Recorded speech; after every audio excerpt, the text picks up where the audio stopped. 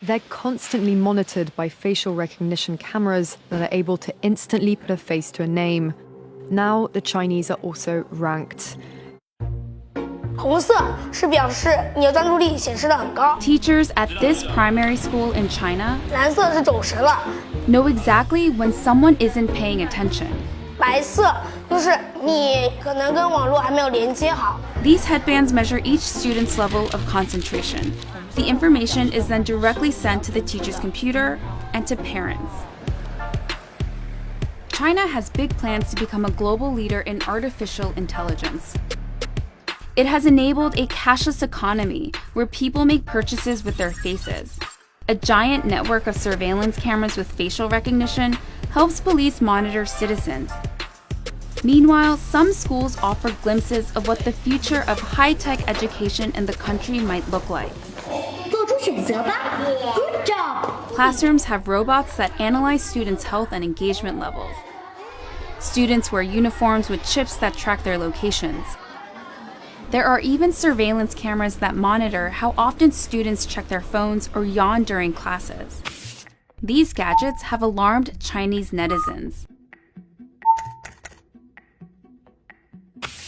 But schools say it wasn't hard for them getting parental consent to enroll kids into what is one of the world's largest experiments in AI education. A program that's supposed to boost students' grades while also feeding powerful algorithms. 为了就是国家的这个研究呀、发展呀，我觉得是没有问题的。 The government has poured billions of dollars into the project, bringing together tech giants, startups, and schools. We got exclusive access to a primary school a few hours outside of Shanghai. 同学们早上好。 To see firsthand how AI tech is being used in the classroom. For this 5th grade class, the day begins with putting on a brainwave sensing gadget. Students then practice meditating. 现在，想象我们眉心有一点柔和的光芒绽放。 The device is made in China and has 3 electrodes, 2 behind the ears and 1 on the forehead. These sensors pick up electrical signals sent by neurons in the brain. The neural data is then sent in real time to the teacher's computer. So while students are solving math problems, a teacher can quickly find out who's paying attention and who's not. 说明这段时间他是有点在那走神的。 A report is then generated that shows how well the class was paying attention. It even details each student's concentration level at 10-minute intervals.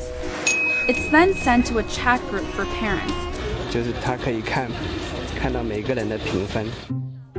The reports are detailed, but whether these devices really work and what they exactly measure isn't as clear. We were curious if the headbands could actually measure concentration, so one of our reporters tried on the device. 但我没有感觉自己特别集中。This is a new technology with still fairly little research behind it. Theodore Zanto is a neuroscientist at the University of California, San Francisco. He was surprised to learn that this tech, called electroencephalography, also known as EEG, is being used in the classroom on children. It's usually used by doctors in hospitals and labs. EEG is very susceptible to artifacts. And so if you are itchy or just a little fidgety, or the EEG wasn't set up properly so that the electrodes didn't have a good contact, affects the signal. Despite the chances for false readings, teachers told us the headbands have forced students to become more disciplined. 上课回答我的问题，就是他们的声音会比平常更响亮。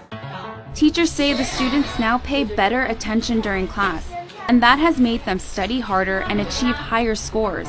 上课认真听讲，作业做的基本上是全对的。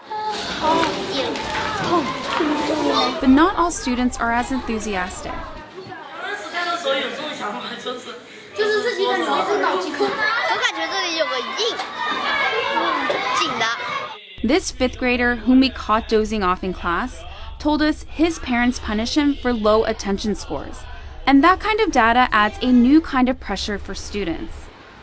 想啊，如果在一次考试全班人都考了95分以上，就你考了一个85，你会不会感觉你有一种Companies we interviewed said the data can go to government-funded research projects. We spoke to parents who were unclear about where the data ended up, and they didn't seem to care too much. Santos says there's likely no privacy protection at all. In a classroom, if you're trying to make an assessment of an individual student, you really can't anonymize it. Experts and citizens alike are sounding alarms about various aspects of the country's huge push into artificial intelligence. These classrooms are laboratories for future generations. And while these new tools may potentially help some 200 million students raise their grades, just how this all works out won't be apparent until they become adult citizens.